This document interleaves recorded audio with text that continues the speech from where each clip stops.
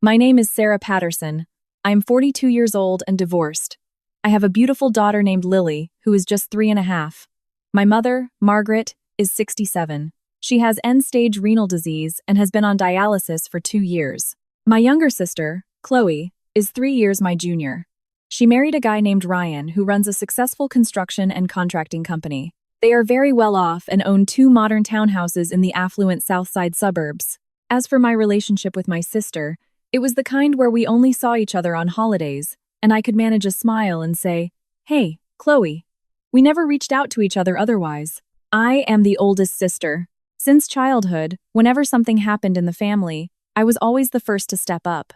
My dad passed away early. He was 52 when lung cancer took him. I had just graduated from college, and my sister was only a sophomore. Before my dad passed, he held my hand tightly and said, "Sarah, you're the oldest. You have to carry the weight of this family from now on." I cried and nodded. I was 22. I thought carrying the weight just meant buying extra groceries during the holidays or making a few more trips to the hospital when our mom got sick. I never imagined that 20 years later, I would be asked to give my mother one of my kidneys. My mom was diagnosed with kidney failure 2 years ago. That day, I was working as a cashier at a local grocery store, making barely $2,400 a month. I suddenly got a call from her. She said her lab results came back. Her creatinine levels were terrifyingly high, and the doctor was admitting her immediately. My hands started shaking. I asked my shift manager for time off and rushed to Memorial Hospital. When I arrived, I saw my mom sitting on a plastic chair in the hallway. Her face was a sickly yellow. The moment she saw me, she broke down. "Sarah, I don't think I have much time left." My heart felt like it was being carved with a knife. I hugged her and comforted her. "Don't be scared. I'm here." Those 2 years were agonizing. My mom needed dialysis 3 times a week, 4 hours a session. I had to take unpaid time off to accompany her. I couldn't even calculate how much wages I lost. The nurses in the dialysis unit all knew me. A nurse named Davis pulled me aside one day. "Sarah, the best option for your mom's condition is a kidney transplant." I told her I knew, but waiting for a deceased donor could take years. Nurse Davis looked at me, hesitating before saying, "A living donation from a relative is an option." I didn't respond right away. It wasn't that I was unwilling, I just hadn't processed it yet. I was scared. I brought it up to my sister once over the phone. I said, "Chloe, the doctor said a transplant is mom's best bet, and a family match is the fastest." There was a 3-second silence on the line. Then Chloe said, "Sarah, my health hasn't been great lately. My back always hurts, and my last physical showed some of my own kidney indicators were slightly elevated." She quickly added, "Besides, you know Ryan's temper. He would never agree to it." I just replied, "Oh, well, take care of your health." Just like that, the burden of donating a kidney fell squarely on me. I didn't fight my sister over it. I didn't think there was anything to fight about. I was the oldest. My dad had told me to carry the weight. When my ex-husband, Mark, found out about this, he completely exploded. He argued with me, his face turning bright red, shouting, "You are out of your mind." He paced the room, his voice shaking with frustration. "If you donate your kidney and your health collapses, what is going to happen to Lily? What is going to happen to us?" I looked at him with unwavering resolve. "That's my mother. I can't just watch her die." Mark stared at me. His eyes were full of disbelief, and he just looked at me for a long time. It wasn't a sudden anger. It was the breaking point of years of built-up resentment. He had been exhausted for years, completely burnt out from watching my mother and sister continuously exploit me. They had drained my finances, my time, and my health for over a decade, and I always let them. He wasn't cold-blooded. He was just completely worn down by a toxic dynamic I refused to walk away from. He finally said, coldly, "Then go live with your mother." He slammed the door and left. 3 months later, our marriage reached its end, and we finalized the divorce. Lily stayed with me. I didn't tell my mom the details of the divorce. I simply told her Mark and I had irreconcilable differences. She didn't ask further. She was so drained by the dialysis that she had no energy to care about anything else. The day the tissue typing results came out, I went to the hospital alone. The doctor looked at the report and said, "You matched 4 out of 6 markers. We can proceed with the surgery." Sitting in his office, my heart was hammering against my ribs. My palms were drenched in sweat. I kept wiping them on my jeans. The doctor looked at me with concern and asked, "Are you sure about this?" I gritted my teeth and replied, "I'm sure." Deep down, I wasn't, but I felt I had no choice. My mom couldn't afford to wait on the list. She had been waiting 2 years, with hundreds of people ahead of her. The doctor explained that family donations required a psychological evaluation and approval from the hospital's ethics committee. I nodded and said I would cooperate. The surgery was scheduled for August 17th. A week prior, I started a grueling battery of pre-op tests, blood draws, CT scans, and EKGs. I ran up and down the hospital floors until my legs felt like jelly. My mom was admitted to the pre-op ward, shifting her dialysis to inpatient care. For those few days, I arrived at the hospital at 7 in the morning and left at 8 at night. I had no choice but to leave Lily with Mark's mother. My former mother-in-law was actually a very kind woman. Even though Mark and I were divorced, she loved Lily and felt sorry for me. She cursed Mark for leaving, but her hands never stopped helping me with childcare. 3 days before the surgery, I was sitting with my mom as usual. She suddenly looked at me weakly and said, "Sarah, call your sister. I have something to tell the two of you." I didn't think much of it. I figured she just wanted to see her youngest daughter before the major operation. I pulled out my phone and called Chloe. Chloe arrived shortly after, pulling up in her white Audi. She breezed into the room wearing a floral summer dress, carrying a bag of expensive fruit. The moment my mom saw Chloe, her face lit up with a massive smile. I was far too familiar with that smile. Since childhood, my mom had favored my sister, and I was used to it. Chloe sat by the bed, held our mom's hand, and said gently, "Don't be scared, Mom. The surgery will go perfectly." My mom patted her hand. "I'm not scared. I just have some things I need to make clear before I go under." My heart skipped a beat. A bad feeling washed over me. Make things clear? My mom was 67. Although ESRD had tortured her for 2 years, the doctors assured us that a successful transplant would significantly improve her quality of life and lifespan. She was talking as if she were giving her dying declarations. I stayed silent, sitting on the cheap vinyl visitor's recliner, feeling a bitter taste in my mouth as I watched them act so affectionately. Slowly, my mom reached under her pillow and pulled out a thick manila folder. Inside were several official-looking documents, property deeds. My mom leaned back. Her face was pale, but her eyes were sharp. She began. "Girls, we have 3 houses. After your dad passed, these 3 properties remained in my name." I listened quietly, the premonition growing stronger. One is our old ranch house on the East End. It's small, 60 years old, and not worth much anymore. I pictured the peeling paint and drafty windows of my childhood home. The other 2 were allocated during the neighborhood redevelopment a few years back. Both were in the affluent South Side. Chloe leaned forward, her eyes lighting up. Mom continued. "One is 1,000 square feet. The other is 1,300.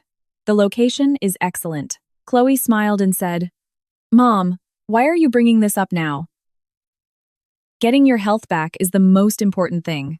Mom waved her hand, her tone turning serious. "Don't interrupt. I need to make this clear while your sister is here." I figured my mom was going to divide the 3 properties. I assumed she'd give one to me, one to Chloe, and keep the old house for her own retirement. I thought that was perfectly fair, especially since I was giving her a kidney. But what she said next completely paralyzed me. My mom looked at me dead in the eye and said, "I've been thinking. I'm going to give all 3 houses to Chloe." My heart plummeted. My eyes widened. Mom quickly justified it. "Sarah, don't take this the wrong way. It's not that I'm playing favorites." I opened my mouth, but no sound came out. She kept talking. "Your sister has a family to support. Ryan's business needs financial backing. An extra property gives them security." I clenched my fists so tight my knuckles turned white. She looked at me again. "And you? You're used to renting a place with your daughter. You're already accustomed to that lifestyle." It felt like someone had shoved a rock down my throat.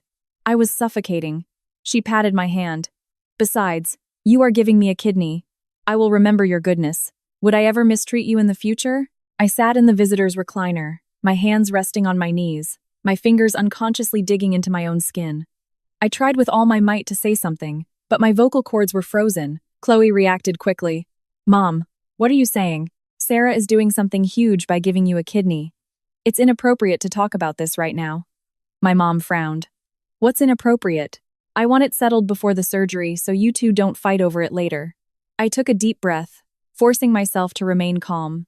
"Mom, Focus on recovering. We can talk about this later. My mom shot me a look. It was a look I couldn't quite describe. There was probing, testing, to see if I would rebel. There was calculation, and there was an absolute certainty, a certainty that I would ultimately accept it without a fight. She slowly put the deeds back into the folder, slid it carefully under her pillow, and said, "Fine, we'll talk about it later." That night, I went back to my rental apartment. It was small and shabby, but it was warm. I lay in bed next to Lily, who was already fast asleep. Her breathing was even, her little cheeks flushed pink. I stared at the ceiling, my mom's words echoing on a loop. All 3 houses to your sister. And I was giving up an organ, receiving absolutely nothing. I didn't even care that much about the real estate. It was the feeling. Imagine literally cutting out a piece of your own body to save someone, and that person doesn't even offer you a word of comfort. Instead, right in front of your face, she hands everything of value she owns to someone else. I rolled over and sighed. I told myself, forget it. She is my mother. I can't watch her die. If she doesn't want to give me a house, fine. I wasn't donating my kidney for a reward anyway. I repeated this to myself until I finally believed it. The day before the surgery, August 16th, I arrived at the hospital at the crack of dawn. What followed was a grueling series of pre-op preparations. First, blood work. The needle piercing my arm stung. Next was an enema, an incredibly humiliating and uncomfortable experience. Then, a nurse handed me a massive cup of bowel prep laxative. "Drink all of this," she ordered. I took a hesitant sip. It was vile, neither salty nor sweet, just tasting like heavy rust. Soon after finishing it, my stomach began to violently cramp. I sprinted to the bathroom and sat on the toilet. Suddenly, my phone rang. It was my former mother-in-law. I answered, and her anxious voice came through. "Sarah, Lily is running a fever. What should I do?" Fighting through the excruciating cramps, I said, "Take her to the urgent care clinic down the street. I absolutely cannot leave here right now." I hung up. Sitting on the hospital toilet, tears began to stream down my face.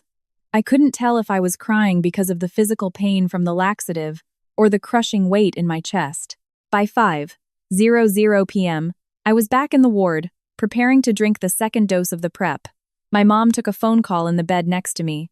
She pressed the phone tight to her ear, keeping her voice low. But the room was small, and I was sitting just a few feet away. I heard every word.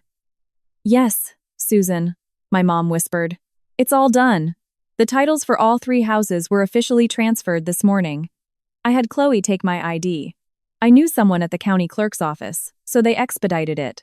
She paused. "Yes, the $100,000 in the savings account was wired over too. She has the bank book and the PIN." Another pause. "Right. I haven't told Sarah yet. I'll tell her after the surgery is done. She won't be able to stop it then anyway." She chuckled softly. "She won't cause a scene. Don't worry. I know my oldest daughter perfectly. She's been obedient since she was a little girl. She just swallows whatever grievances she has." The plastic cup of laxative nearly slipped from my trembling hands. 3 houses, transferred. That morning, $100,000 in life savings, gone. And me? Tomorrow morning, I would be put on an operating table, sliced open, and have a kidney removed. Yet, here I sat, kept entirely in the dark. Something inside me simply snapped. It wasn't a loud, violent break. It wasn't anger. It wasn't even a feeling of being wronged. It was just a vast, echoing emptiness. It felt like spending 22 years of my life honoring a promise to a dead man, only to realize that to everyone else, I was just a tool. Something to be used until it was broken, and then discarded. I slowly stood up. I walked to the bathroom, flushed the toilet, and stepped back out in my hospital slippers, pacing slowly to the seating area of the ward. My mom was still on the phone. When she saw me walk out, she froze, panicked, and hastily hung up. She shoved her phone under her pillow. I walked right up to her bed and looked down at her. The evening sun was filtering through the window, turning her gray hair a harsh shade of orange. She looked up at me. For a split second, there was guilt in her eyes, but it vanished instantly, replaced by her usual, arrogant self-righteousness. "Done on the phone?" I asked. "Yeah, your Aunt Susan called to chat," she replied, her tone as casual as if discussing the weather. I looked at her. "Mom, I heard everything." The hospital room fell dead silent. The rhythmic beeping of the heart monitor was the only sound, each beep feeling like a hammer striking my chest. My mom's expression morphed rapidly from a deep frown, to darting eyes, to a forced, strained smile. Heard what? You've drunk too much of that laxative. You're hallucinating. I took a deep breath and articulated every single word. The 3 houses were transferred to Chloe. The $100,000 was wired to her account. I heard all of it. You just told Aunt Susan. My mom's face turned to stone. For about 5 seconds, she was frozen. Then, her entire demeanor shifted. Her lips pressed into a thin line, her chin tilted up, and her eyes hardened with defiance. I knew this look. It was the look she gave whenever she decided she was absolutely in the right. Since you heard it, I won't hide it. Her voice was cold, devoid of any maternal warmth. I gave the properties and the money to Chloe. Do you have a problem with that? I stared directly into her eyes. My hands began to shake uncontrollably. I said softly, Mom, I haven't signed the final surgical consent yet. The moment those words left my mouth, her face contorted as if I had slapped her. She sat stunned for 2 seconds, a flash of pure panic in her eyes, before her face darkened with rage. What do you mean by that? Her voice jumped an octave, filled with accusation. Are you threatening your own mother? I didn't answer. I just stood there, looking down at her. The plastic cup in my hand was crushed, indented with the shapes of my fingers, mirroring the state of my heart. I set the cup slowly on the bedside table. I pulled the metal chair out the legs, dragging across the linoleum with a loud, screeching noise that tore through the quiet room like a scream, and sat down. I'm not threatening you, I said, my voice shockingly calm despite the hurricane inside me. I just want to know why. My mom scoffed, turning her head to look out the window. Outside was a narrow alley behind the inpatient building, cluttered with medical waste bins and loud, humming AC units. Why? Because it is my real estate and my money. I can give it to whoever I want. Do I need to submit a report to you? A sharp pain pierced my chest. Right before the surgery, you transfer everything to Chloe without breathing a word of it to me. I paused. I am your daughter. I am going onto an operating table for you tomorrow morning. Do you think this is right? She whipped her head around, giving me a look of profound annoyance. The same look she gave me whenever I failed to meet her expectations growing up. Sarah Patterson, you are donating a kidney to me because I gave birth to you and raised you. It is your natural duty. She raised her voice, getting agitated. You're coming to me demanding houses and money? Are you donating a kidney, or are you selling one? Her voice was so loud she was practically screaming. An elderly woman in the next bed peeked through the privacy curtain, her eyes wide with shock, before quickly retreating. I sat there, gripping the fabric of my sweatpants so hard my knuckles ached. 1,000 words built up in my throat, but they felt like fish bones. I couldn't swallow them, and I couldn't spit them out. I wasn't greedy for the houses. I didn't care about the cash. I just wanted her to have the basic decency to say, Sarah, I gave the assets to Chloe. Please don't be upset. But she couldn't even do that. She went behind my back, snuck around like a thief, and then bragged to others that I wouldn't dare make a fuss. The betrayal was suffocating. I was charging the front lines for her, and she was stabbing me in the back, fully believing she had the right to do so. I didn't ask for a house, I managed to say, my throat tight. But you should have at least told me. Why did you do it in secret? Were you afraid I would stop you? Or were you afraid I would refuse to give you my kidney? My mom stared at me for a few seconds. Suddenly, she threw off her blanket, swung her legs over the side of the bed, and planted her bare feet on the cold floor. She pointed a finger right in my face and shouted, Sarah, touch your conscience. When have I ever mistreated you? After your dad died, I raised you both alone, paid for your college.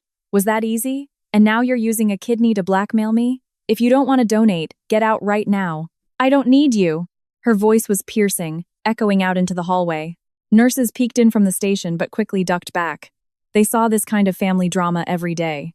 I looked at her, overwhelmed by a complicated wave of grief. 22 years. From 22 to 42, I had exhausted myself keeping the promise I made to my dying father. During her 2 years of illness, how much unpaid leave had I taken? How much of my own money had I spent? How many sleepless nights did I endure in this hospital? I never kept a ledger. When dialysis made her vomit, I knelt on the floor and scrubbed it. When she craved a specific soup, I walked miles in the rain to buy it. When she was in pain, I held her hand all night. I didn't do it for a reward. But she couldn't just treat me like dirt. Mom, calm down. I took a deep breath, suppressing my breaking heart. I didn't say I wouldn't donate. I just said I feel sick over this. You could have just discussed it with me, even just told me yesterday. I wouldn't have stopped you. Discuss it with you? She sneered. Would you have agreed? I know exactly how your mind works. You've been coveting my assets from the start. I was stunned. Coveting her assets? If I cared about money, where was I the last 2 years? The medical bills, the special diet, the home care aids. I paid for almost all of it. On a cashier's salary of $2,400 a month, after rent and raising my daughter, every remaining cent went to her. My sister, Chloe, whose family made 6 figures, gave maybe a couple $100 during Christmas, dropped off a fruit basket, and left. Yet my mom constantly praised Chloe for being the devoted daughter. Mom, you are actually accusing me of being after your money. I slowly stood up from the chair. I stared her down, enunciating clearly. Let's get this straight. The money I've spent on your care over the last 2 years is enough to buy that old ranch house outright. Have I ever asked you to pay me back a single cent? Not once. My mom opened her mouth, her lips trembling, but no words came out. I took another breath. When Dad died, I was 22. Chloe was in college. Dad held my hand and told me to carry the weight. I listened to him. I carried it for 22 years. I never complained to anyone. But Mom, you cannot single me out to abuse just because I am the responsible one. When I said the word abuse, my voice cracked. My mom's face changed drastically. She looked utterly scandalized. In her mind, I was meant to be the eternal pack mule, the one who worked without complaint, who never talked back. Abuse? You're saying I abuse you? She shot up from the bed, standing barefoot on the linoleum. She only reached my chin, but her fury was towering. Sarah Patterson, examine your conscience. How did I abuse you? I raised you. I educated you. Is that abuse? I told you to set an example for your younger sister. Is that abuse? She was hyperventilating, her face red, the veins in her forehead bulging. In her agitation, she yanked the monitor cord, sending the machine into a frantic beeping. Your sister is younger. She was frail when she was little. What is wrong with me loving her a little more? You are over 40 years old and you're still jealous of your sister? Have you no shame? The words hit me like a physical blow to the chest. It was suffocating. I had heard this exact speech for over 30 years. When we were kids, I had to give up my toys because Chloe was frail. In school, she got the better opportunities. As adults, whenever there was a crisis, I was the first one called. I had been yielding for 3 decades, and now I was expected to yield a major organ while yielding every penny of the family inheritance. Before I could respond, the door creaked open. Chloe stood in the doorway, holding a stainless steel thermos, wearing designer heels. The clacking of her shoes against the tile was deafening. What's going on? Mom, why are you out of bed? Sarah, why aren't you stopping her? Chloe demanded, dropping the thermos on the table and rushing to help our mother sit down. The moment my mom saw Chloe, the tears turned into a torrential downpour. She clutched Chloe's hands, sobbing violently. Chloe, your sister is blackmailing me. She says because I gave you the houses and the money, she refuses to give me her kidney. My eyes nearly bulged out of my head. I stared at her, unable to believe what I was hearing. Mom, when did I ever say I wasn't going to donate? My voice pitched up, trembling with pure rage. Repeat it. Which sentence did I say I was refusing? That was exactly what you meant. My mom buried her face in Chloe's shoulder, weeping tragically, refusing to look at me. She sobbed. You said you haven't signed the final papers. If that's not a threat, what is? Chloe, tell me. Isn't she threatening me? Chloe gently patted our mom's back and slowly looked up at me. There was a flicker of embarrassment in her eyes, but mostly it was annoyance. She sighed. Sarah, Mom's surgery is tomorrow. Can you just stop fighting with her? Whatever you want to say. Wait until she's out of the OR. Chloe's tone painted me as a hysterical, unreasonable monster. I looked at the two of them, one performing a weeping tragedy, the other playing the benevolent peacekeeper. I was the villain. A wave of absolute, crushing exhaustion washed over me. I was too tired to even speak. I looked at the crushed plastic laxative cup on the bedside table, picked it up, and threw it into the trash can with a loud thud. I grabbed my purse and walked toward the door. Where are you going? My mom shrieked from behind me. Your surgery is tomorrow. I stopped at the door and looked back at her. I'm going for a smoke. Since when do you smoke? My mom looked stunned. You don't even know how. There's a lot about me you don't know, I said. I opened the door and walked out. The harsh smell of hospital antiseptic hit me immediately. A nurse at the station glanced at me. I kept my head down and walked fast. I didn't smoke. I had never touched a cigarette in my life. But I needed an excuse to get out of that room before I completely lost my mind. I walked out to the small courtyard garden behind the inpatient building and sat on a bench. It was a mid-August evening. The sky was painted in beautiful, fiery shades of red and orange. The rose bushes in the planters looked wilted and exhausted. I pulled out my phone, scrolled to my former mother-in-law's number, and dialed. She picked up quickly. Mom, how is Lily? I asked anxiously. The fever broke, she said reassuringly. The clinic gave her some meds. She took them and went right to sleep. She's fine. How are things there? Are you nervous about tomorrow? I opened my mouth, wanting to pour out everything, but I swallowed it down. I'm okay, not nervous. Good. Take care of yourself. I've got Lily, don't you worry. Thanks, Mom. I hung up. I sat on the bench as the sky turned dark. The garden street lamps flickered on, casting long, lonely shadows on the pavement. I kept flipping my phone over and over in my hands. My mind was chaos. Suddenly, the thought I don't want to donate bubbled to the surface. It scared me. I tried to suppress it, but it kept coming back. Stronger each time. That is my mother. She gave me life. She is trapped on dialysis. If I don't give her this kidney, she won't last much longer. I have to do it. But what happens to me after I give it up? The house I had spent years saving up for? Gone. The money? Gone. To pay for her medical bills? I had drained my meager savings and gone into debt. And my body? I would have an ugly, centipede-like scar across my abdomen. I would be missing an organ. My energy would never be the same. I would be discharged, drag my weakened body back to my shabby, moldy apartment, and continue grinding away as a cashier. I would struggle to pay rent, terrified of eviction, feeling guilty for not giving Lily a better life. And my mom? She would recover, move into Chloe's massive, beautifully renovated townhouse, and brag to all her friends about how devoted her youngest daughter was. The chill that hit my heart was colder than winter wind. It spread from my chest out to my fingertips. I stood up and walked along the gravel path. The rocks dug uncomfortably into my thin hospital slippers. I walked all the way to the hospital's main entrance. The street was bustling with cars and noise. Across the street was a row of diners and takeout spots. I smelled roasted chicken, simmering soups, and fresh bread. The warm, yellow lights in the windows looked incredibly inviting. My stomach let out a loud, hollow rumble. I desperately wanted to go in and order a huge bowl of soup, but the nurses had been clear. Nothing by mouth before surgery. Not even water. I licked my severely chapped lips and turned around to head back inside. When I returned to the ward, Chloe was gone. The room was dead silent. My mom was lying in bed, motionless. I couldn't tell if she was really asleep or faking it. On the bedside table sat Chloe's stainless steel thermos. The lid was off. Inside was chicken broth, now completely cold, congealed with a thick, white layer of fat on top.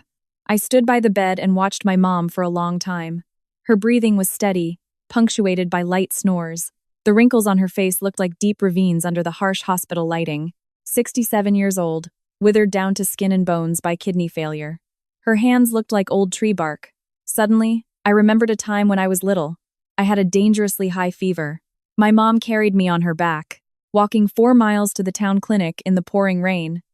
She had taken off her own coat to wrap around me, letting herself get soaked to the bone. She wasn't always this monster. I don't know when she changed. Or maybe she had never changed and I was just blinded by my desperate need for her love. When my dad died, he said, "You're the oldest, carry the weight." My mom took that instruction and exploited it to its absolute limit for the rest of her life, making me bear every burden and take every hit. I sat back down in the hard, unforgiving visitor's recliner. I leaned against the wall and closed my eyes. I didn't know if I would get onto that operating table tomorrow morning, but one thing was crystal clear. Something fundamental had permanently broken tonight. I dozed in the chair for about 2 hours before my phone vibrated, jolting me awake. I groggily checked the screen. 2:30 a.m. It was Mark. I stared at the phone. My ex-husband almost never called me post-divorce, unless it was a quick text about picking up Lily. He had virtually vanished from my life. I slipped out into the dimly lit, terrifyingly quiet hallway and answered. Sarah, are you completely insane? Mark's voice was furious, as if he had been bottling up rage and finally found a release valve. I just heard today you're donating a kidney. To who? Your mom? The mother whose favoritism is so toxic it's practically a disease? I leaned against the cold tile of the hallway wall, the chill seeping through my shirt. My brain was still foggy. Who told you? My mom told me. Mark's voice was so loud it hurt my ear. I pulled the phone away slightly. Your mom called my mom and screamed at her, saying I was a piece of trash for ignoring my ex-wife's surgery. Sarah, is your brain full of water? You're a single mother making minimum wage. If your health collapses after you give up a kidney, who is going to support you? Who is going to support Lily? Did you even think about me? We're divorced. You don't need to worry about me, I said, my voice completely devoid of emotion. The line went dead silent for 3 seconds. It was so quiet I could hear my own pulse. Then, Mark's voice dropped. It sounded strained, squeezed from his throat. I know you resent me, but I'm telling you, your mother's heart is completely crooked. Whether you donate or not, she will always favor Chloe. If you give up your kidney now, and you get sick later, will Chloe take care of you? Will your mother? I didn't answer. I just stared at the nurse's station at the end of the hall, where a night shift nurse was nodding off at her desk. Let me remind you of something, Mark said, his voice heavy with a deep, lingering exhaustion. Do you remember when we were still married, and I asked your mom for a loan? I wanted to start a small business, just needed $15,000. Remember what she said? She said she didn't have the cash, that it was tied up in CDs and couldn't be touched. Do you know what she did the very next week? Mark let out a bitter, mocking laugh. She handed Ryan $30,000 in cash so he could buy a new truck for his company. I knew right then, Sarah. To your mother, you are just a tool, and the man you married was an outsider. I divorced you, honestly, not just because of our issues. I left because I was completely burnt out. I couldn't take watching your family use you, and watching you let them, anymore. The hallway was dead silent, save for the humming of the HVAC unit. I pressed the phone to my ear, listening to the man I used to share a life with, feeling like we were separated by an entire universe. You couldn't take it, so you left, I said, a trace of bitterness leaking into my voice. You left me there all alone. Mark went silent again. This time, it lasted longer. Finally, he whispered, I'm sorry. The apology was nearly a year late. Spoken in a hospital corridor at 2:30 a.m., it felt weightless, like a breeze blowing through a window, scattering before it even hit the ground. It doesn't matter now, I said. We're divorced, but I'm still my daughter's mother. Mark's voice hardened. Sarah, listen to me. If you actually go through with this, and your body fails, I will raise Lily. But what about you? Have you thought about yourself? Have you ever, once, thought about yourself? My hand holding the phone began to tremble. I didn't know if I was angry or moved. Mark had a terrible temper and a sharp tongue, and we had fought constantly for 6 years. But his words just now pierced the softest, most vulnerable part of my heart. Have you ever thought about yourself? In 42 years of living, no one had ever asked me that. Enough. I make my own decisions, I sniffled, desperately trying to stabilize my voice. Calmly and firmly, I said, just take good care of Lily. Mark tried to say something else, but I hit end. I stood in the corridor, paralyzed. The phone screen went dark, reflecting my own haggard face. I looked exhausted, pale as a ghost, with dark bags under my eyes looking like ugly bruises. I shoved the phone into my pocket and dragged my heavy feet back toward the ward. Just as I reached the door, I heard low voices coming from inside. I stopped dead in my tracks, instinctively hesitating to push the door open. The glass window on the door was covered by a curtain, but the voices slipped clearly through the crack. Mom, do you think Sarah is actually going to back out? It was Chloe. My heart seized. When did she come back? I glanced at my watch. It was 2:40 a.m. She wouldn't dare. My mom's voice was hushed, but the ferocious authority in it was completely intact. If she dares to back out, I will go to her grocery store and make a scene. I will go to her mother-in-law's house and scream. I'll make sure she's too ashamed to show her face in public ever again. Standing outside the door, it felt like someone had dumped a bucket of ice water over my head. You don't know her, my mom continued. She's soft-hearted. She cares too much about saving face. It's all bark and no bite. She argued with me earlier. And what happened? She came crawling back with her tail between her legs. Back out? Impossible. What if she demands conditions? Chloe's voice was laced with anxiety. Like, what if she demands one of the houses? I won't give her a single one, my mom said with ironclad certainty. If she demands it, you just tell her the deeds are already transferred, the paperwork is done, and there's no taking it back. What's she going to do? Take her own mother to court? A few seconds of silence followed, then the clinking of a glass on a table. Chloe was pouring water. Mom, honestly. Chloe hesitated, treading carefully. Giving Sarah one house would be fine. The old ranch house isn't even worth that much. Absolutely not. My mom's voice rose slightly. Are you stupid? Even a dilapidated house is real estate. Once it's in your name, it's yours. So what if your sister donates a kidney? I gave birth to her. Isn't she supposed to give me an organ? I raised her all these years, fed her, clothed her. How much is one kidney really worth? It barely covers the cost of raising her. I stood outside. My hand rested on the metal door handle. The freezing cold from the metal seeped through my fingers directly into my heart. The conversation inside continued, but I couldn't listen anymore. I turned around, walked slowly back to the waiting area, and collapsed into a plastic chair against the wall. I let my hands fall limply into my lap, my fingers interlocking, my nails digging viciously into my own flesh. I couldn't feel any pain. How much is one kidney really worth? It barely covers the cost of raising her. Those words spun in my brain, over and over, impossible to banish. To her, this wasn't an act of love or sacrifice. It was a debt collection. I owed her, so I had to pay up. But a cynical thought crept into my mind. Why doesn't she collect from Chloe? Didn't she raise Chloe too? I knew the answer. I had always known, I just refused to admit it. She favored Chloe. Favoritism requires no logic. She just loved Chloe more. It was present in every detail of our lives. Whatever Chloe did was right. Whatever I did was expected. Once, I placed in the top 10 in my grade. I happily told Mom. She just said, "You're the older sister. You're supposed to do well." When Chloe ranked top 20, Mom was ecstatic and cooked a massive feast. When I got married, Mom gave me $2,000 and said money was tight. When Chloe got married, Mom handed Ryan $30,000 because his business needed capital. I thought I had grown numb to the double standard. But sitting on that rock-hard plastic chair in a hospital corridor at 3:00 a.m., the buzzing fluorescent lights drilling into my skull, the oppressive reality crushed me. I had never grown numb to it. I had just learned to bury the agony and shut my mouth. My phone buzzed. A text message from Chloe. "Sarah, are you asleep? Good luck with the surgery tomorrow. Mom just told me she's actually really grateful to you. She's just bad at expressing it. When you recover, I'm taking you out for a massive dinner. Hug emoji." I stared at the screen, my eyes fixated on that little digital hug. I wanted to laugh. 2 minutes ago, I was standing outside the door, listening to her scheme with our mother about how I was a soft-hearted pushover. And now she was sending me good luck and telling me Mom was grateful. I let out a bitter chuckle, placed the phone face down on my knee, and didn't reply.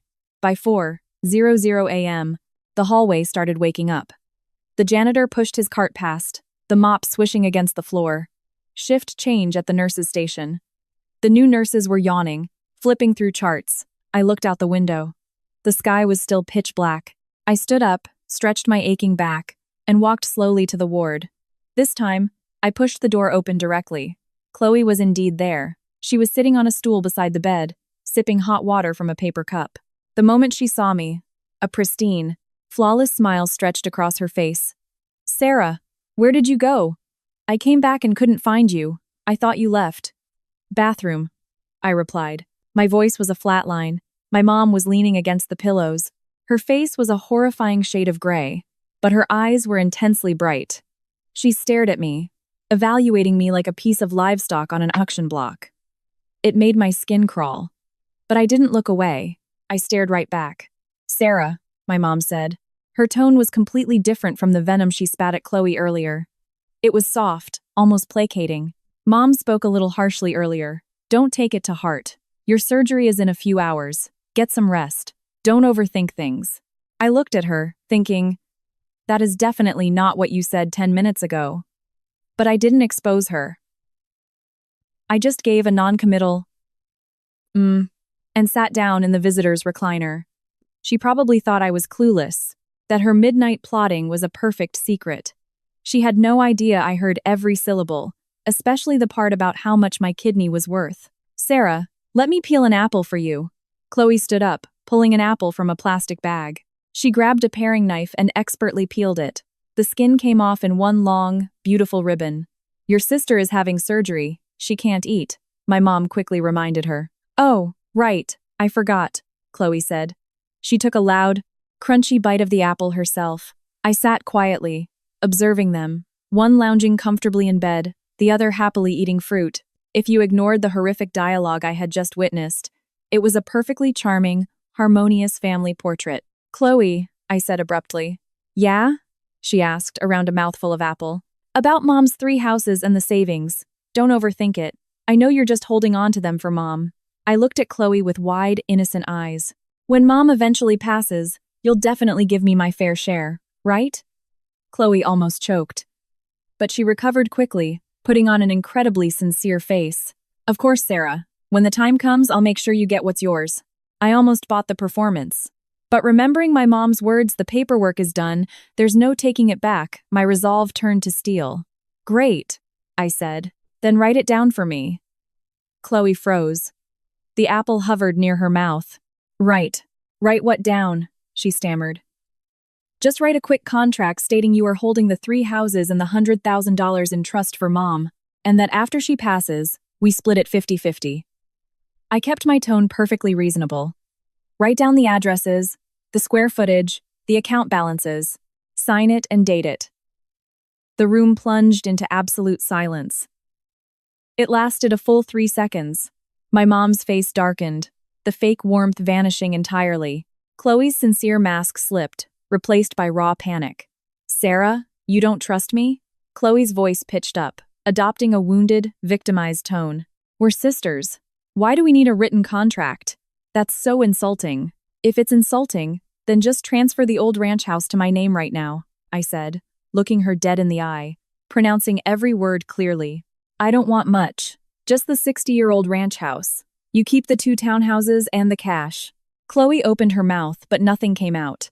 She looked at our mom, her eyes screaming for rescue. My mom's face was as black as thunder, her brows furrowed deeply.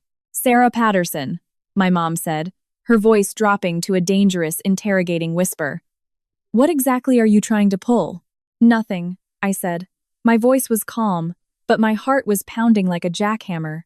"You secretly transferred all the real estate and cash to Chloe without saying a word to me. Now I'm just asking for the crappiest, oldest house back. Is that asking too much? What's it worth? 70,000. Does that not even equate to the value of my kidney?" Chloe shot up from her stool. She tossed the half-eaten apple perfectly into the trash can. She grabbed a tissue, slowly wiping her hands, keeping her head down, avoiding my gaze. But I saw the expression on her face. It was cornered, reluctant, and deeply guilty. "Sarah, the houses are already transferred. The paperwork is finalized." Her voice was so small it was practically a whisper. "I know," I said calmly. "That's why I'm telling you to transfer one back. Paperwork can be redone. The county clerk's office is very efficient. It takes 1 afternoon." The silence that followed was suffocating. Just then, my mom violently yanked her blanket up, rolled over, and turned her back to me. "I'm tired. I have surgery tomorrow. Stop arguing. Whatever needs to be discussed, we discuss after I'm out of the OR." I stared at her back, looking at her gray hair splayed across the hospital pillow. The chilling realization washed over me like a rising tide. "Mom," I whispered, "earlier tonight, you told Chloe that my kidney barely covers the cost of you raising me. You said that." My mom's body instantly went rigid. Chloe's face drained of all color. "I heard you," I enunciated. "I heard every word. You said if I backed out, you'd go to my grocery store.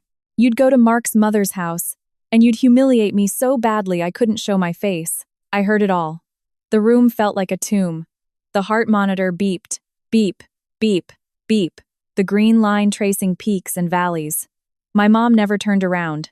Chloe stood rooted to the floor, wringing her hands together, looking exactly like a thief caught red-handed, embarrassed, terrified, and totally exposed. I stood up, grabbed my purse, and reached under the chair for my street shoes. I will be here on time for the surgery tomorrow morning. My voice wasn't loud, but it cut through the room. But this is the absolute last time I do anything for you two. As I opened the door, I heard my mom shift in her bed. She mumbled something muffled into her pillow. I didn't catch it, and I didn't care to. I walked down the hall. Passing the nurse's station, the night nurse called out, "Sarah, you're the family for the first surgery tomorrow, right? Did you read the pre-op instructions?"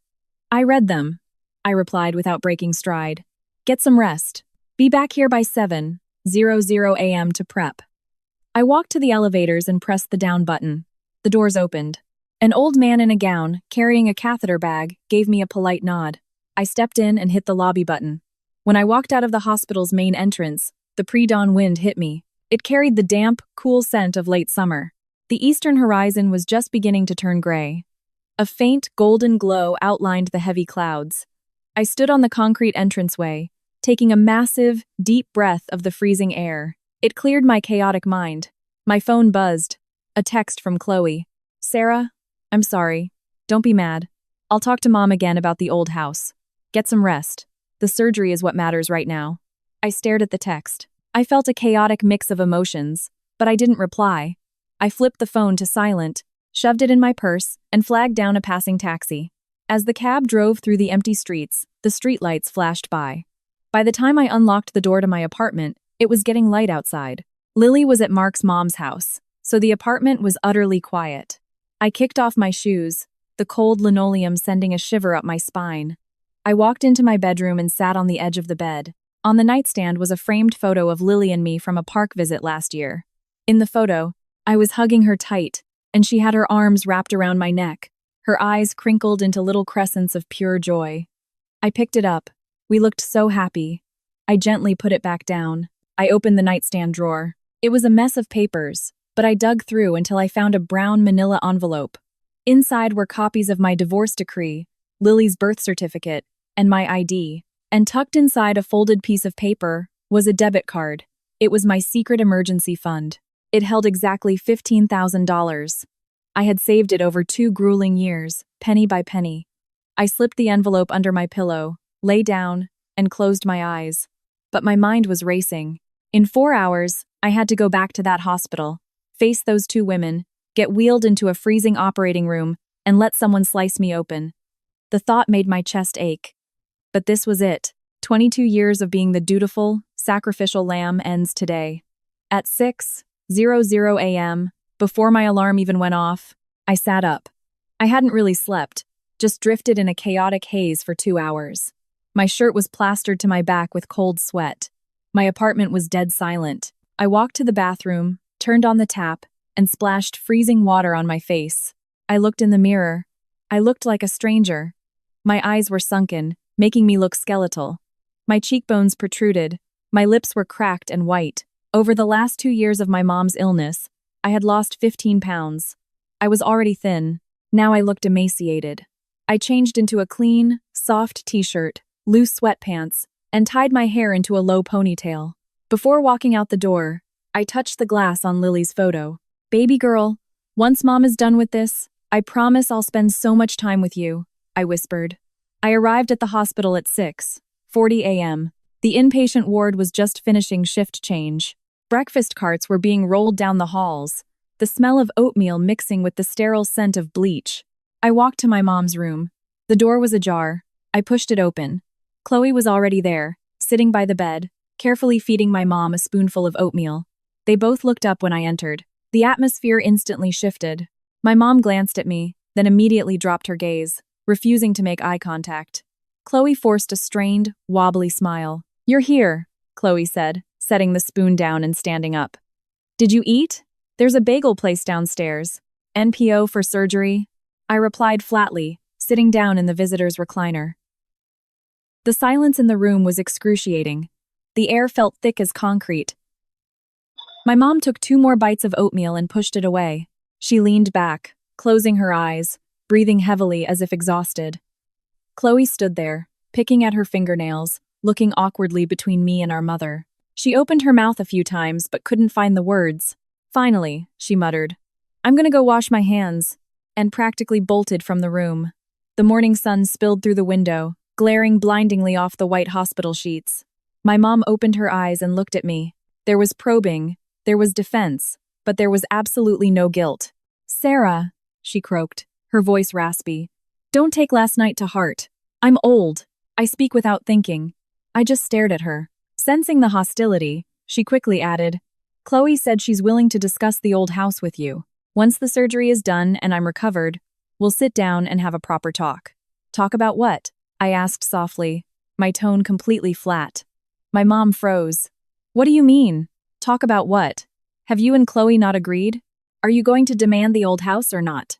My voice was as casual as if asking the time. My mom's face hardened, her lips pressing tight.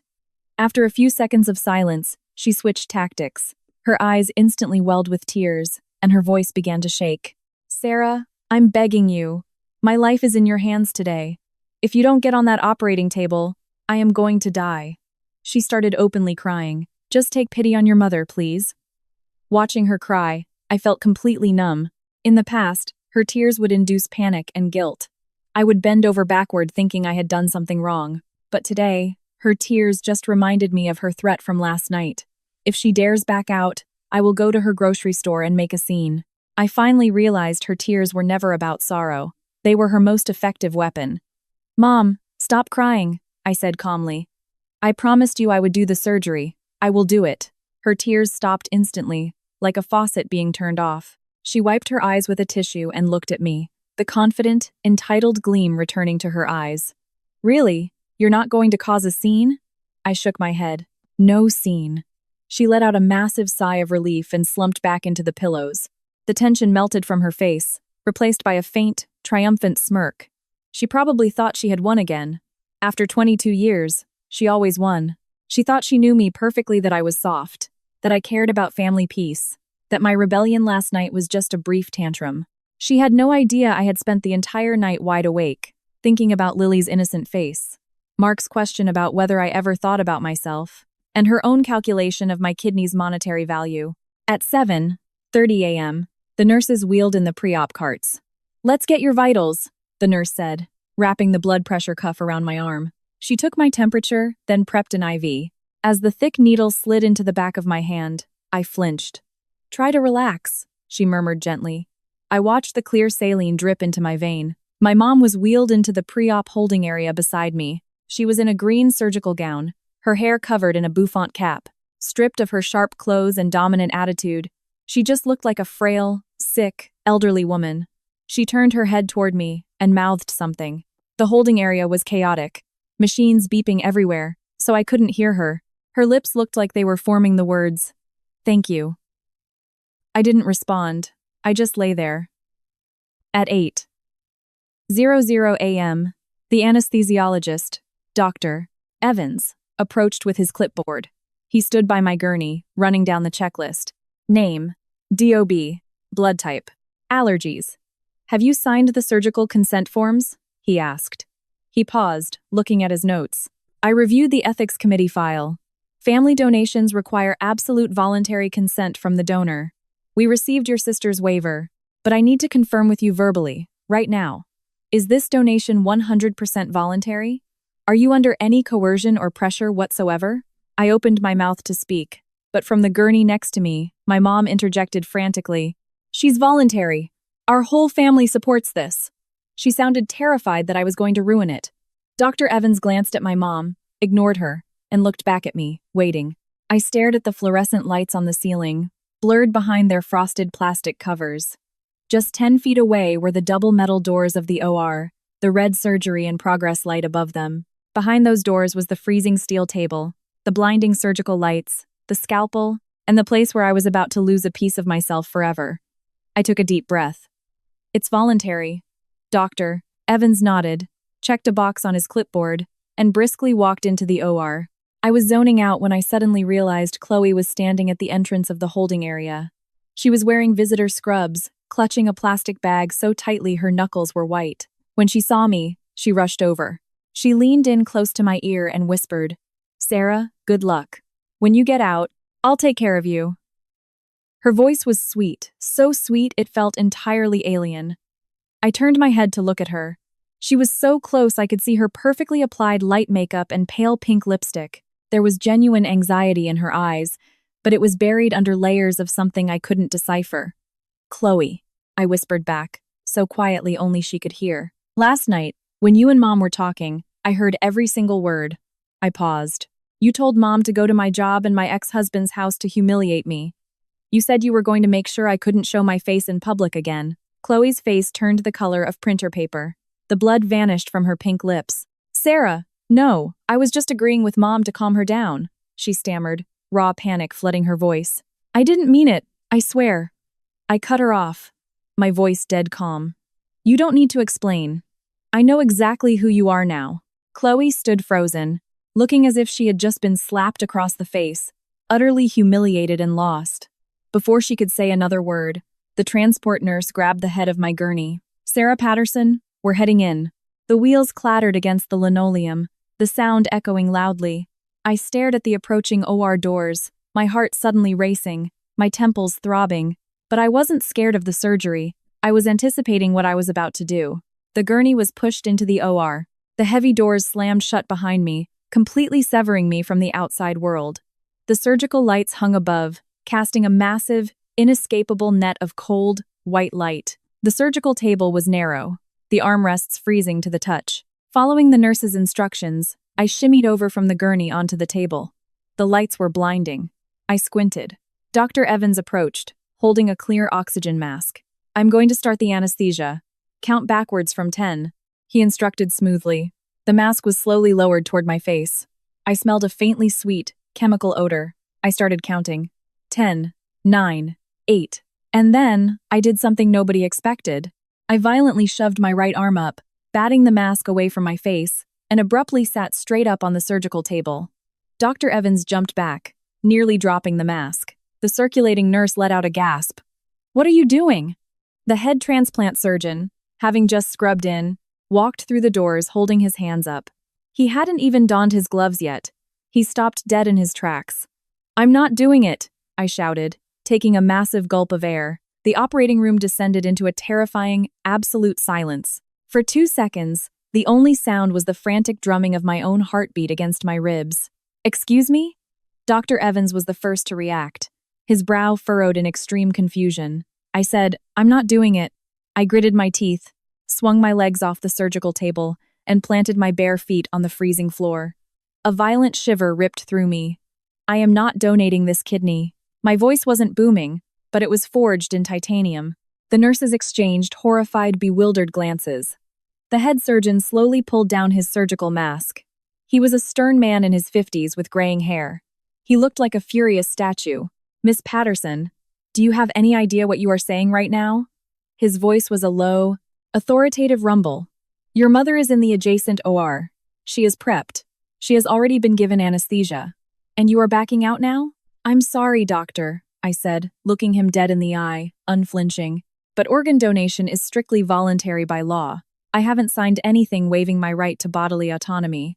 The Ethics Committee guidelines explicitly state that a living donor can withdraw consent at any time before the first incision." I spoke clearly, every word pulled from the absolute bottom of my soul.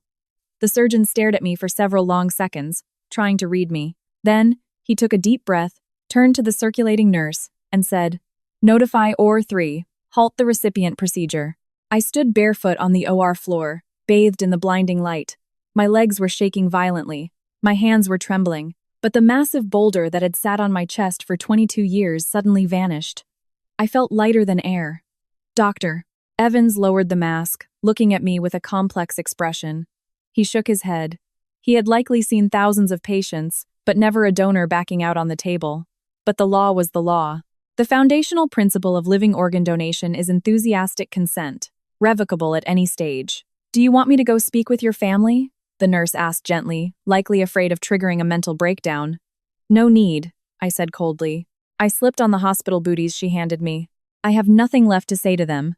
I kept my hospital gown on, draped a blanket over my shoulders, and slowly walked out of the OR. With every step, I felt my power returning. When I pushed through the double doors, Chloe was still standing in the holding area. She was as white as a ghost. When she saw me walking out, her eyes bulged out of her skull. She opened her mouth, but no sound came out. Sarah, what? Why are you out here? Her voice finally cracked, shrill with terror. I'm not donating, I said. The words were light as a feather, but they hit her like a sledgehammer. Chloe froze, rooted to the spot. It took her several seconds to process it. She began to tremble, her eyes immediately turning red. But it wasn't out of sympathy for me. It was raw, unadulterated panic. Are you insane? She screamed, lunging forward and grabbing my arm. Her manicured nails dug painfully into my skin. Mom is under anesthesia. You can't just back out. You're going to kill her. I frowned, grabbed her wrist, and forcefully peeled her hand off my arm. I stared at her. 3 properties. $100,000 in cash. It's all in your name, I enunciated clearly. You save her life. Chloe's pale face instantly turned an ugly shade of purple. She stumbled backward, her designer flat twisting on the slick tile. She nearly collapsed, throwing a hand against the wall to steady herself. Her lips quivered. She couldn't form a coherent sentence. Finally, she choked out, My health is bad. The doctor has to decide if your health is better than mine. I replied with surgical precision. We are conveniently in a hospital. You can go to the nephrology department and get a full workup right now. If you physically cannot donate, we'll listen to the doctors. If you can, you step up. A small crowd of patients and families had gathered in the hallway, craning their necks to watch the drama. A nurse rushed over to disperse them. Break it up. Nothing to see here. Please clear the hallway. But people just stepped back, their eyes locked onto us like spotlights. Chloe stood there, her face cycling through a dozen emotions, grievance, rage, and finally, a profound, trapped terror I had never seen from her before. She was backed into a corner with absolutely nowhere to run. I can't donate, she finally whispered. Why? I pressed. I'm scared, she cried, her voice trembling violently. I'm scared too, I said with absolute seriousness. But you can't convince me to do it anymore, because you aren't afraid of me dying. You're afraid of Mom dying, because if Mom dies, you're terrified the family will make you cough up those houses and that money. You're terrified of losing your payout. Chloe's face flushed crimson. Something broke in her eyes. She opened her mouth, but she was completely speechless. I didn't give her another second of my time. I turned and walked to the locker room. The thin gown flapped against my legs. The locker room was dead quiet.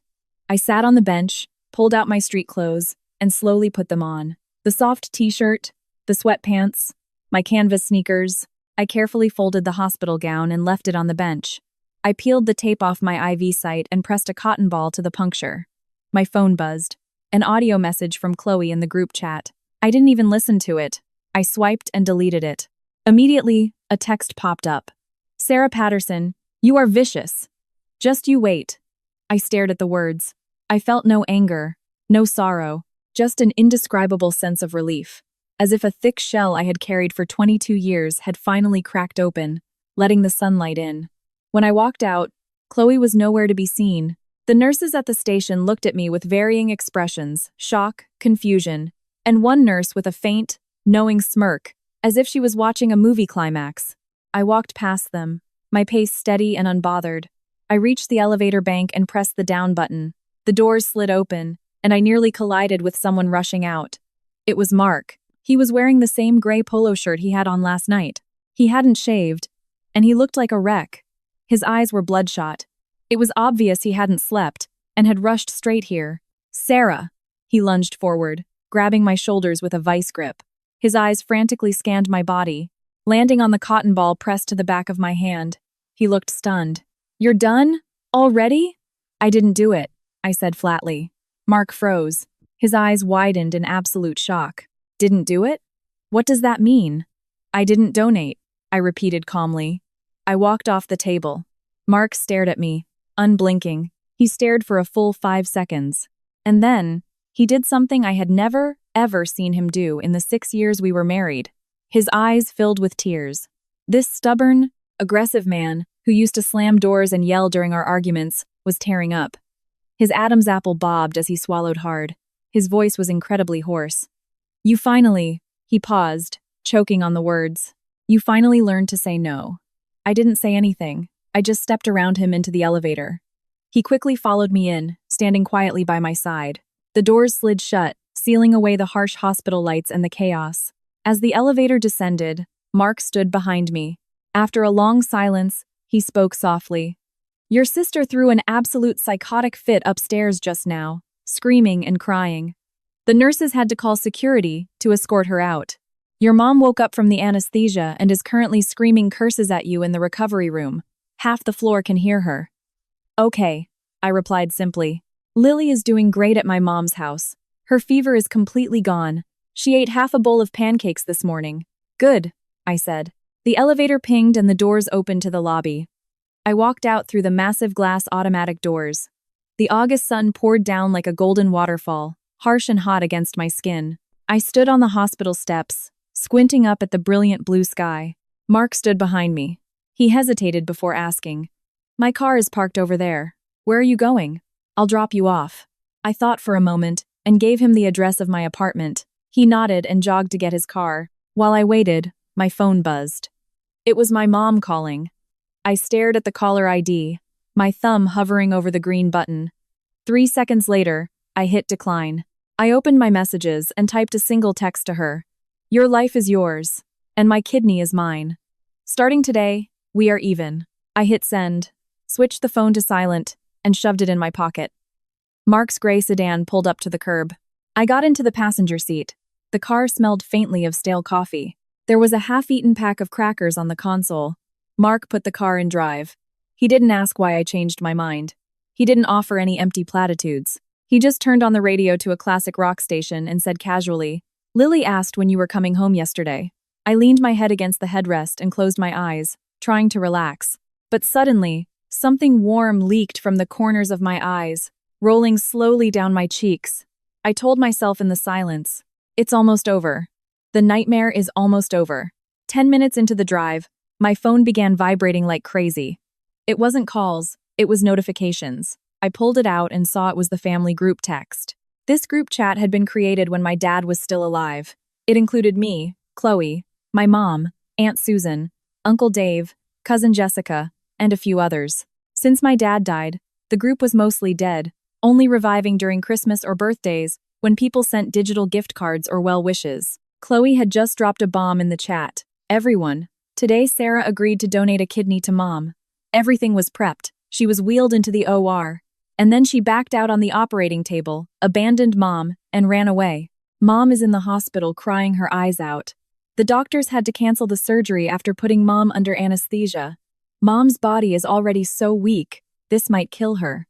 I am at a total loss. I don't know what to do, so I have to tell the family. As soon as the message landed, the replies came flooding in. Aunt Susan replied instantly. What? How could Sarah do something like this? Her shock and judgment radiated through the screen. Uncle Dave sent a string of question marks. Cousin Jessica was more cautious. We don't know the whole story. Let's not panic yet. But Chloe wasn't done. Sarah is doing this because Mom transferred a house to me, and she's jealous. She fought with Mom last night, saying if she didn't get a house, she wouldn't donate. Mom scolded her, so she threw a tantrum on the operating table today. I literally begged her. I said, Sarah, please, Mom has waited so long for this kidney. And she just said, I don't care, I'm not doing it. Mark was stopped at a red light. I stared at the screen, watching the messages pile up. My knuckles turned white as I gripped the phone case. Aunt Susan. Sarah, how can you be so cruel? That is your own mother. You can argue about real estate later. Uncle Dave. This is outrageous. Do you know how hard it was for your mother to raise you? How can you live with yourself? Cousin Jessica. Let's all calm down and wait for Sarah to explain. Chloe went in for the kill. Sarah, when you were in the OR, Mom told me that after the surgery she was going to properly compensate you. She stayed awake all night, terrified that you would have complications from the surgery. Now you just ran away, and she is lying in bed crying your name until her voice is gone. Do you really have no heart? A sharp pain pierced my chest. I locked my phone and tossed it into my lap. Mark glanced at me. What's going on? I looked straight ahead, my voice completely devoid of emotion. My sister is throwing a pity party in the family group chat. She's telling everyone I abandoned Mom on the table because I'm a greedy bitch trying to extort a house. Mark gripped the steering wheel. He was quiet for 3 seconds, then looked at me dead serious. Do you want me to get in there and nuke them for you? I almost laughed. Mark's mouth was notoriously ruthless. When he used to argue with my mom, The neighbors once called the cops because of the sheer volume of his insults. I shook my head. No, I'll handle this myself. We pulled up to my apartment complex. I opened the door and stepped out. Mark rolled down the passenger window. He hesitated before asking, "Should I bring Lily over this afternoon?" "Yeah," I nodded. "Pick up some groceries. I'll cook tonight." Mark nodded, rolled the window up, and drove off. I watched his taillights disappear before turning to face the stairs. I lived on the 4th floor of a walk-up. The stairwell was cluttered with neighbors' shoe racks and Amazon boxes. The paint on the walls was peeling, revealing gray concrete. By the time I reached my floor, I was exhausted. My IV site throbbed.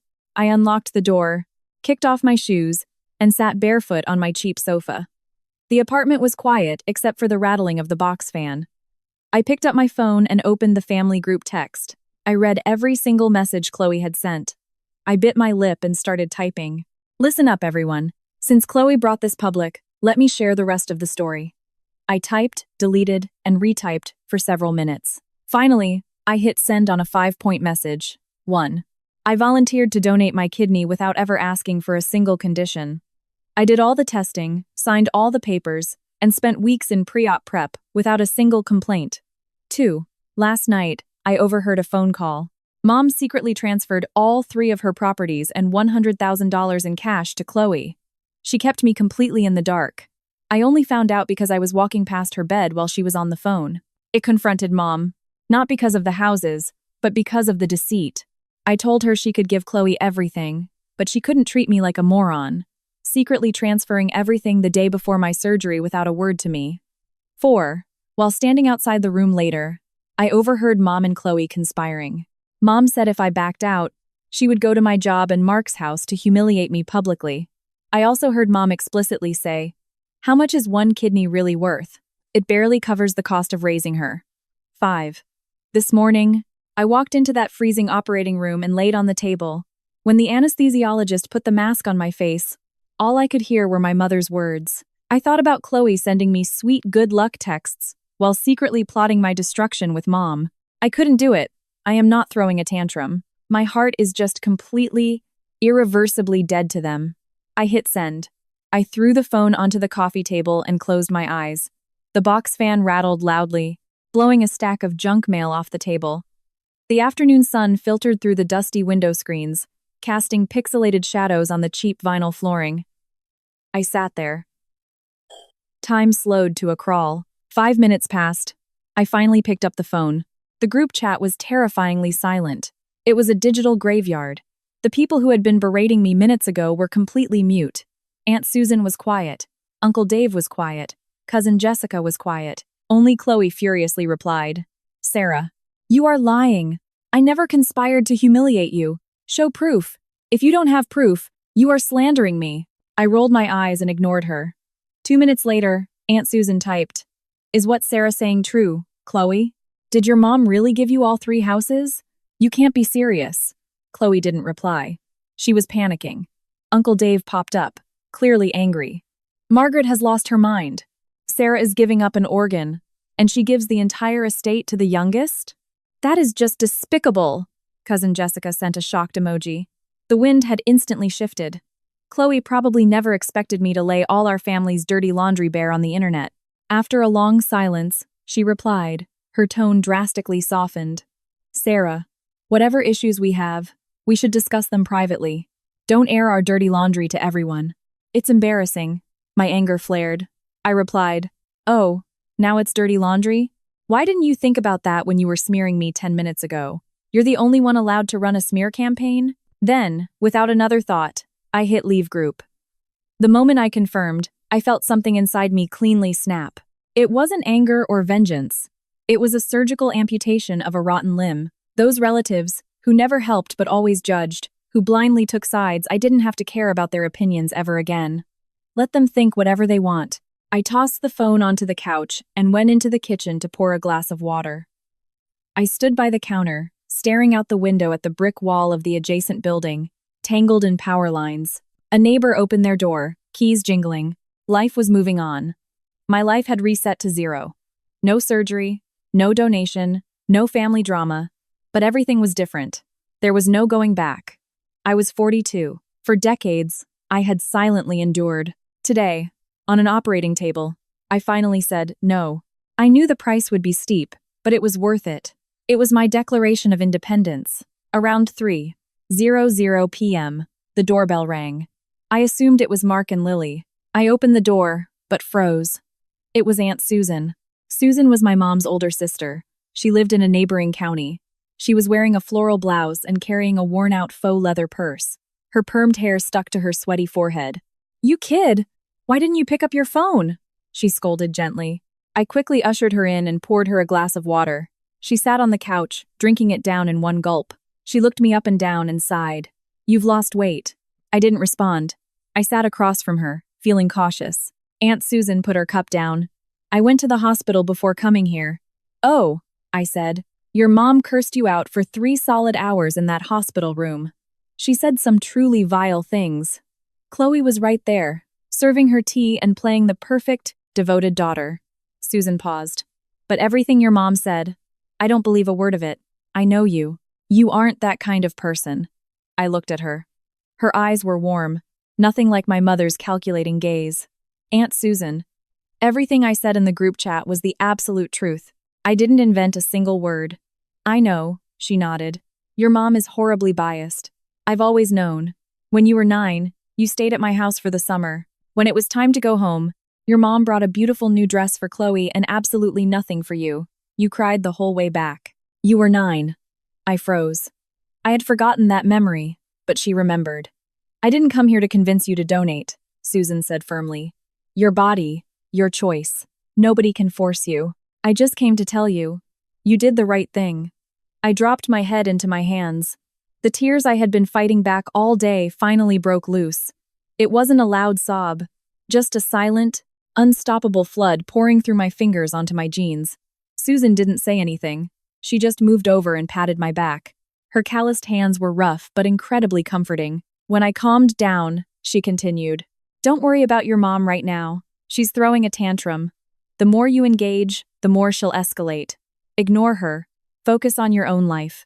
Lily is so little. She needs you healthy. Take care of yourself first." I nodded, whispering a raspy, "Thank you." As for Chloe, Susan shook her head in disgust. "If she had a shred of decency, she would sign one of those houses over to you immediately. But her? Ha, unlikely." Susan stayed for less than an hour before catching her bus back home. I walked her downstairs and watched her walk away, my heart a tangled mess of emotions. At 6:00 p.m., Mark arrived with Lily. She launched herself into my arms like a tiny rocket. Her face was flushed, and a cooling patch was stuck to her forehead, but she was full of energy. "Mommy, Mommy! Daddy said I defeated the fever," she cheered, smearing drool on my cheek.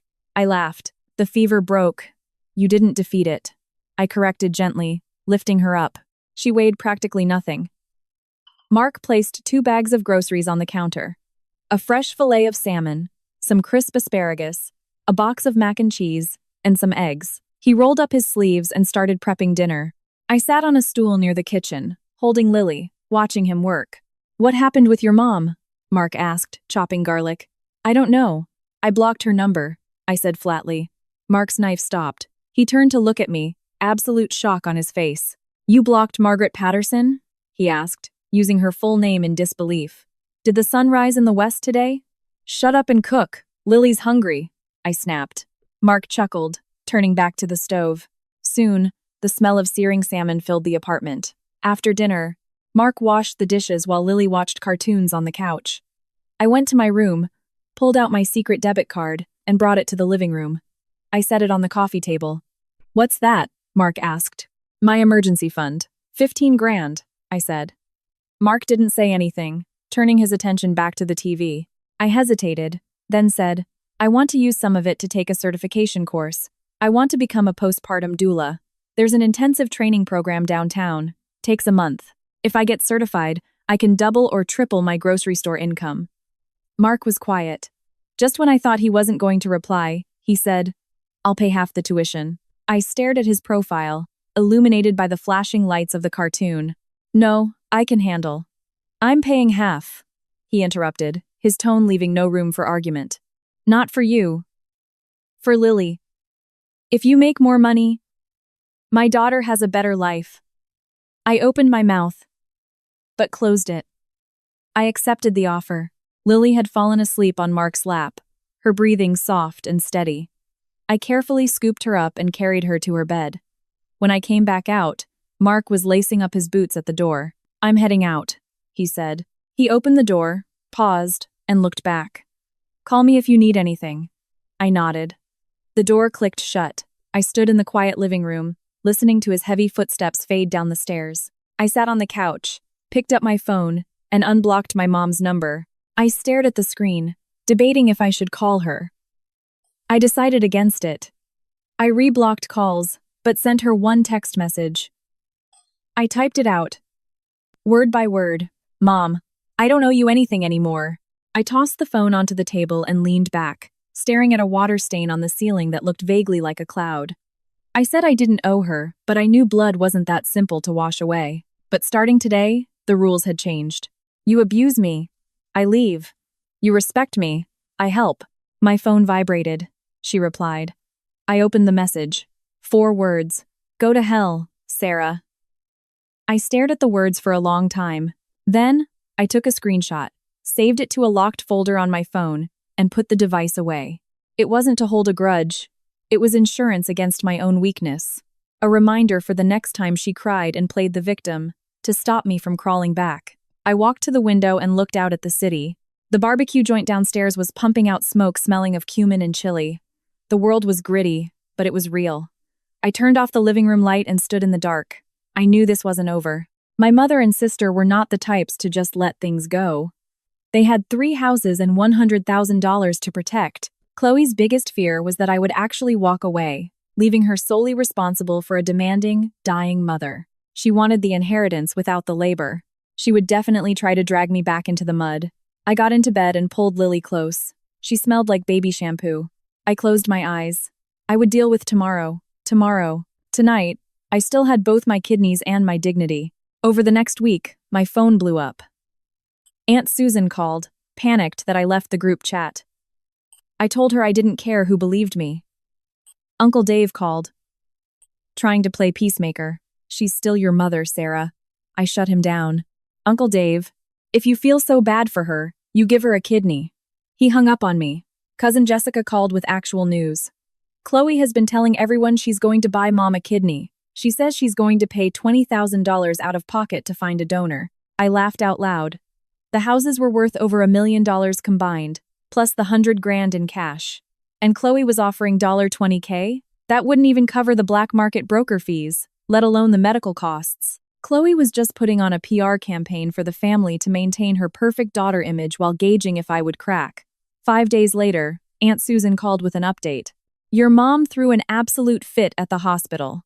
She demanded to be transferred to a hospital in Chicago, screaming that the doctors here were conspiring with you to kill her. The head administrator finally came down and told her, 'If your daughter Chloe wants to help, tell her to come in and start the evaluation process to be a donor.' That finally shut your mom up." My heart pounded. "Did Chloe go?" "She went yesterday," Susan said. "Basic blood work. The doctor said she's perfectly healthy and can donate." "What did Chloe say?" Susan paused. "She said she had to discuss it with her husband, Ryan." I smiled grimly. I knew exactly what that meant.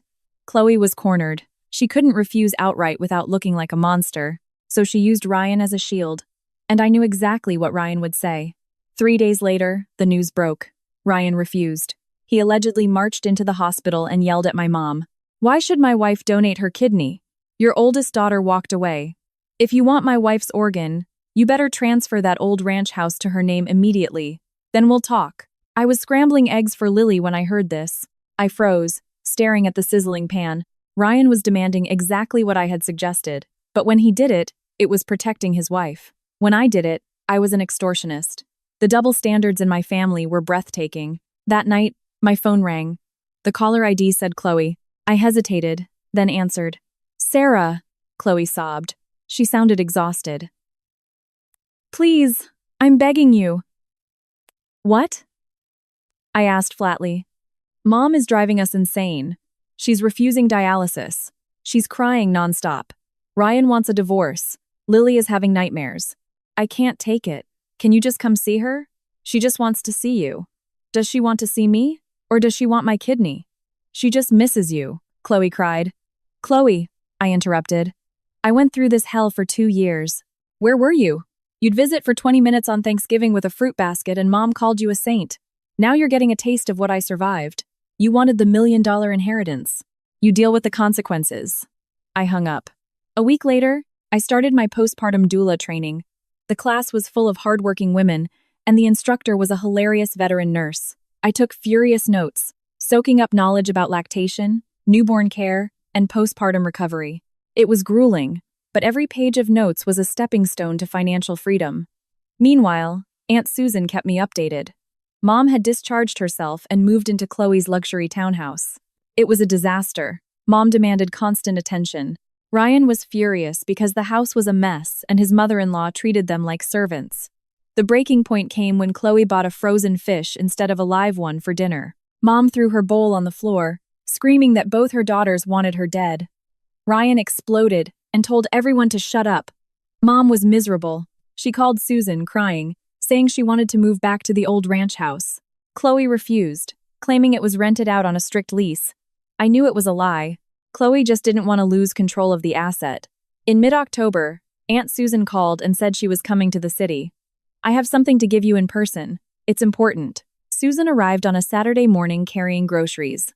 Once Lily was distracted with cartoons, Susan pulled a weathered brown manila envelope out of her purse. It had an old blue ink stain on the corner. I recognized it immediately. It was from the factory where my dad used to work. Your dad gave this to me before he died, Susan said quietly. He told me to give it to you when you got married, but I forgot. I found it cleaning out my closet last month. My hands shook as I opened the brittle tape. Inside was a letter written on lined paper, in my dad's heavy, deliberate handwriting. My dearest Sarah, if you are reading this, I am gone. You are such a good girl, and my biggest regret is how much I failed you. You are the oldest, and I always made you yield to your sister. I saw it, and it broke my heart, but I was just a blue-collar guy who didn't know how to fix things. Your mother controlled the finances, but I saved $15,000 over the years from overtime work. Half is for Chloe, half is for you. Susan has your half. It's your emergency fund. Also, about the old ranch house. Your mother claims it belongs to her side of the family. It doesn't. The land was inherited from my father, and I paid for the construction with my overtime money. I told your mother before I died that the house belongs to you, because you carry the heaviest burden. She agreed. But I don't know if she will honor it.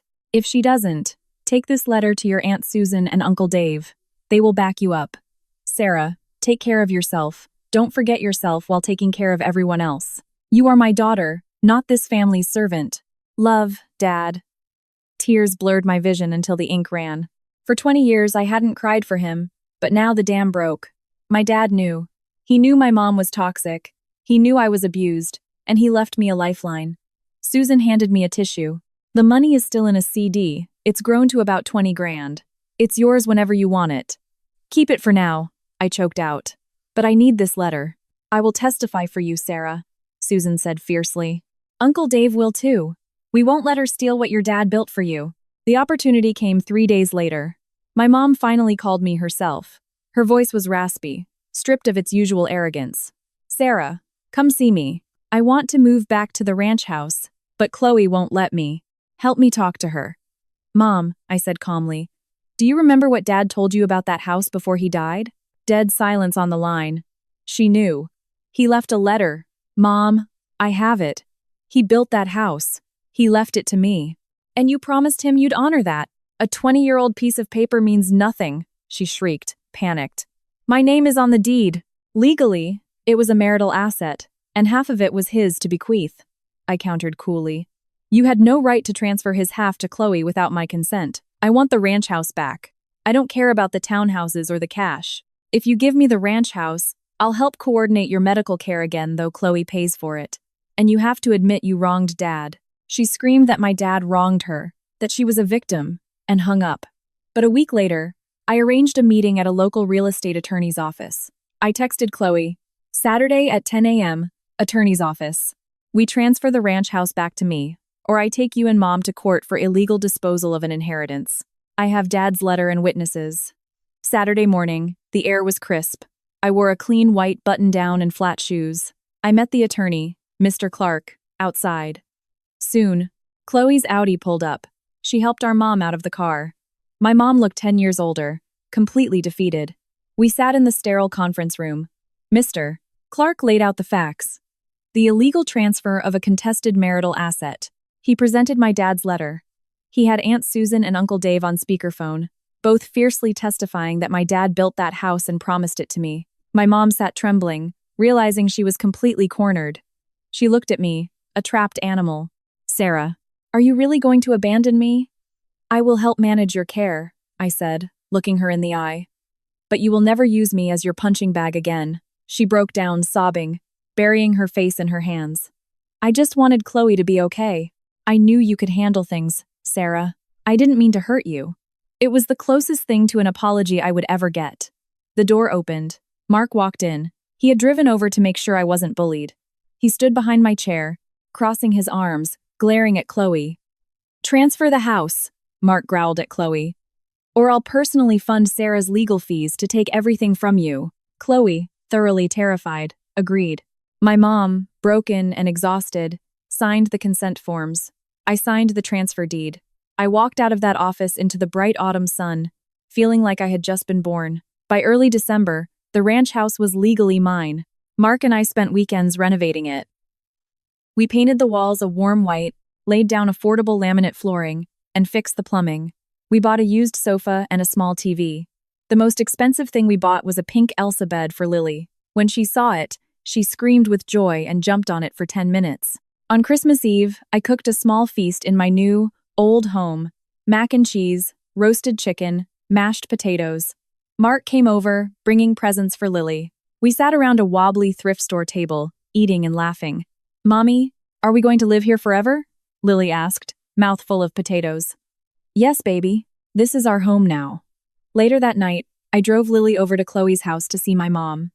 My mom sat in the recliner, wrapped in a blanket, looking frail. But when Lily ran up and hugged her, saying, "Merry Christmas, Grandma," she smiled genuinely. She handed Lily a $50 bill. Chloe and I stood in the kitchen. "I'm sorry, Sarah," she said quietly. "I didn't realize how much you carried until I had to do it. It's a lot." "It is," I said. We didn't hug, we didn't cry, but a truce was formed.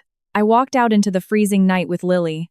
Snow had begun to fall, dusting the suburban streets in a pristine layer of white. My phone buzzed. It was Mark. "I bought a Christmas roast for tomorrow. Save me some room. And dress Lily warm. It's snowing." I smiled, typing back, "Don't burn it this time." I was 42, divorced. A single mother living in a 60-year-old ranch house. I had 20 grand in the bank, and my doula certification was weeks away from tripling my income. It wasn't a fairy tale ending, but for the first time in my life, I was standing on my own 2 feet, and the future looked as bright and unblemished as the fresh snow falling around me.